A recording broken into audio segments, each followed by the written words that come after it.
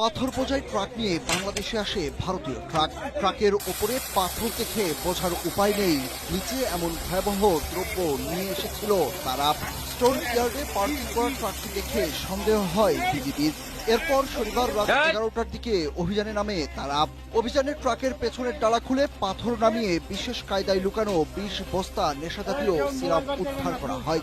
ওই 20 বস্তাতে লুকানো ছিল 5,935 বোতল সিরাপ। চাঁপাইনবাবগঞ্জের শিবগঞ্জ উপজেলার সোনা মসজিদ সীমান্তের একটি স্টোরিয়ার থেকে নেশাজাতীয় এই সিরাপগুলো পাথর বোঝাই ট্রাক নিয়ে বাংলাদেশে আসে ভারতীয় ট্রাক। ট্রাকের উপরে পাথর দেখে বোঝার উপায় নেই নিচে এমন ভয়াবহ দ্রব্য নিয়ে এসেছিল তারা।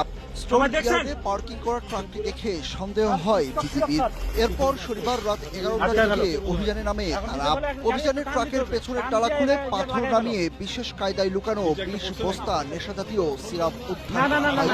ওই 20 বস্তাতে লুকানো ছিল 5,935 বোতল সিরাপ। চাঁপাইনবাবগঞ্জের শিবগঞ্জ উপজেলার সোনা মসজিদ সীমান্তের একটি স্টোনিয়ার থেকে নেশাজাতীয় এই সিরাপগুলো উদ্ধার করা হয়। পাথর বোঝাই ট্রাক নিয়ে